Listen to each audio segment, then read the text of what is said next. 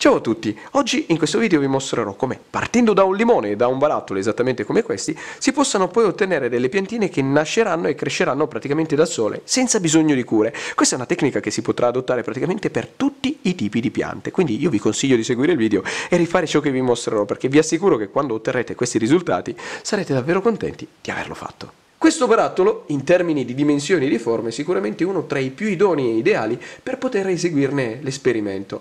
Nell'ipotesi che voi ne abbiate uno in casa, la prima cosa che occorrerà fare sarà quello di pulirlo e svuotarlo, quindi togliere tutta la parte che c'è all'esterno e poi, secondo me la parte che il più di voi, almeno per quanto mi riguarda, apprezzeranno, è quello di svuotarne il contenuto. Alla fine della pulizia dovrete quindi passare da un contenitore così ad un altro invece che abbia queste caratteristiche, ovvero che abbia soltanto più il tappo e il vetro, che siano perfettamente puliti e sterilizzati, in modo che si possa procedere senza problemi alle operazioni successive.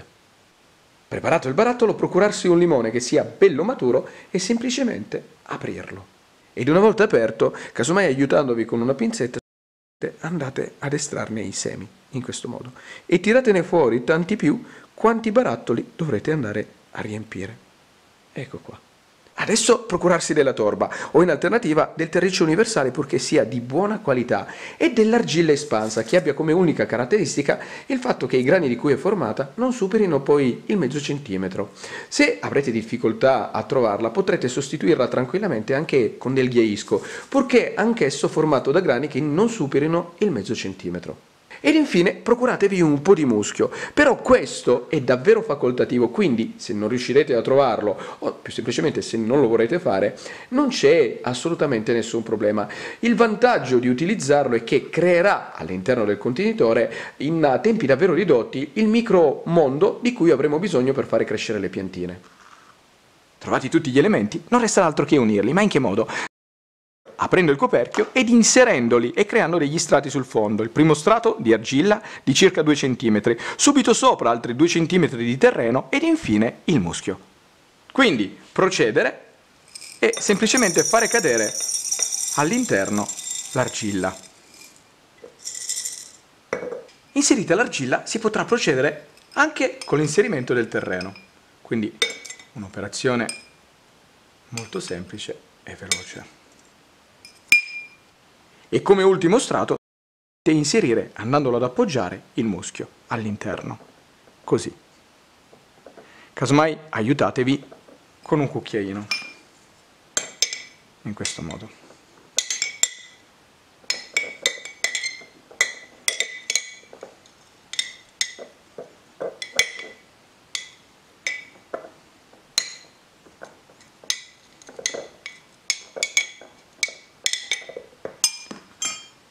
Ed eccolo qua. Inseriti tutti gli elementi, questo è ciò che si è ottenuto. Quindi un primo strato di argilla che avrà la funzione di fare defluire l'acqua sul fondo, non permettendo alle radici poi di toccarla, quindi evitando che queste marciscano e di conseguenza la pianta che muoia. Poi un secondo strato che è quello di terra, nel quale poi si dovrà proprio sviluppare l'apparato radicale, ed infine in superficie il muschio che avrà proprio il compito sin da subito di creare ossigeno all'interno del contenitore. Preparato il vaso ed il semino, non resterà altro che inserire lui all'interno del vaso. Casomai aiutandovi con una pinzetta, anche quella delle sopracciglia andrà benissimo, a fare questa operazione. Prima cosa, fare un foro nel centro del muschio, in questa maniera. Spero che si riesca a vedere. Dopodiché, prendere il semino e andarlo ad inserire in questo modo. Alla fine dell'operazione questo è ciò che si è ottenuto, quindi un semino avvolto dal muschio ma non completamente ricoperto, e questa è la condizione ideale per farlo germinare. Non resterà altro che bagnare il tutto. Con l'aiuto di un vaporizzatore semplicemente andare e bagnare dalla parte superiore il muschio. Non eccedete con l'acqua, dovrà essere sì bagnato ma non zuppo, perché considerate che l'acqua che metterete adesso, una volta chiuso il contenitore, non potrà evaporare, quindi se ne metterete troppa ci sarà il pericolo comunque che la pianta venga danneggiata. Ci vuole il giusto, in modo che sia umido ma non zuppo. Trascorsa meno di una settimana, riprendendo il tutto, si può notare che il semino sta venendo fuori dal muschio. Questo significa che si è creata una radice che sta spingendo, crescendo il semino proprio fuori.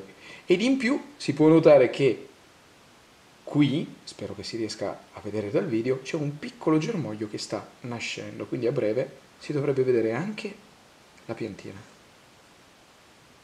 Se i video vi piacciono e ancora non l'avete fatto, iscrivetevi al canale e attivate la campanellina. In questo modo mi aiuterete a fare crescere il canale. Trascorse soltanto 8 ore, guardate un po' il piccolo germoglio, come adesso si vede chiaramente. Sarà diventato più o meno mezzo centimetro e tende a tirare su la testolina, e adesso, se tutto andrà come si spera, nella parte apicale si inizieranno a formare anche le prime 2 foglioline. A distanza di altre 8 ore, guardate un po' il germoglio come si stia sviluppando, è sempre più grande. Quindi direi che, almeno sinora, davvero tutto sta procedendo nel migliore dei modi. E guardate, arrivati al 10° giorno, come la piantina si stia sviluppando in una maniera assolutamente perfetta. Adesso è alta circa 3 cm. Ed arrivati al 15° giorno, guardate un po' come la pianta sia letteralmente esplosa. Quindi oltre alle prime 2 foglioline si sta formando un piccolo germoglio all'interno. Quindi direi che almeno sinora tutto sta procedendo nel migliore dei modi. Se col passare dei giorni noterete che si crea della condensa sulle pareti di vetro, non vi preoccupate, perché è una cosa assolutamente normale e fisiologica. Che cosa sta succedendo? In pratica l'acqua che c'è sul fondo, per effetto del calore, tende ad evaporare e ad andare verso l'alto, però in alto c'è il tappo che non permetterà alla stessa di andare fuori tramite vapore dal contenitore, quindi si creerà condensa nel tappo e tramite goccioline tornerà giù. È un circolo in realtà, quindi dal basso andrà verso l'alto e dall'alto verso il basso, senza fuoriuscire mai dal contenitore. Questo permetterà di avere un'umidità costante all'interno. Se però, proprio come in questo caso, la condensa sulle pareti fosse troppa, allora questa dovrà essere rimossa, perché significa che avete messo troppa acqua sul fondo e sta cercando appunto di evaporare, ma non può perché c'è il tappo, quindi semplicemente prendere un tovagliolino e tirare via. Se non lo farete ci sarà il pericolo concreto che poi all'interno del contenitore si creino funghi, muffe o batteri che potrebbero essere pericolose sia per la piantina che per tutto l'habitat che si sta creando.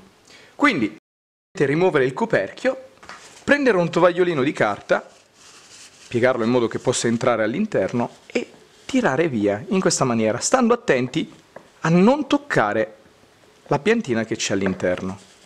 E guardate un po' come viene via tranquillamente. E fate così per tutte le pareti del contenitore. Ed ecco qua. Ed una volta richiuso il tappo, all'interno potrà riattivarsi il micromondo. E arrivati al 6° mese, guardate un po' quanto la pianta si sia sviluppata. Adesso è alta circa 8 cm, è cresciuta davvero rapidamente, però la cosa principale, oltre al fatto che comunque è una bellissima pianta, è che sia sana. Infatti non c'è presenza di funghi, muffe o batteri né sulla piantina né tantomeno all'interno del contenitore. Questo significa che l'ecosistema che abbiamo creato all'interno ha funzionato alla perfezione. Adesso non resterà altro che continuare a farla crescere, però quando la pianta poi diventerà troppo alta, quindi quando tenderà a toccare il coperchio all'apice, allora lì sarà il momento di spostarla e metterla in un contenitore più grande, casomai in un vasetto che abbia un diametro di almeno 30 cm. E il fatto di creare questi micromondi ha l'enorme vantaggio che le piantine che sono all'interno, una volta che il micromondo si attiva, non hanno davvero bisogno di ulteriori cure, se non il fatto di posizionare il barattolo in un punto dove prenda molta luce, ma non i raggi del sole diretti. E ricordatevi, maggiori saranno le dimensioni del contenitore sia in larghezza che in altezza, più piante e per più tempo potrete tenerle all'interno. Quindi, arrivati a questo punto, l'unico consiglio che vi do è quello di provare, perché non c'è davvero nessun limite alla vostra fantasia. E con questo il video si conclude. Spero che vi sia servito per imparare qualcosa di nuovo, di utile e di divertente. Se vi è piaciuto, mi raccomando, lasciate un commento, mettete un mi piace, ma soprattutto iscrivetevi al canale. E già che ci siete, dategliela un'occhiata, perché sono quasi sicuro che adesso, con i video che ho caricato, casomai qualcosa di carino all'interno del canale riuscirete a trovarlo. Detto questo, vi saluto e vi aspetto al prossimo video.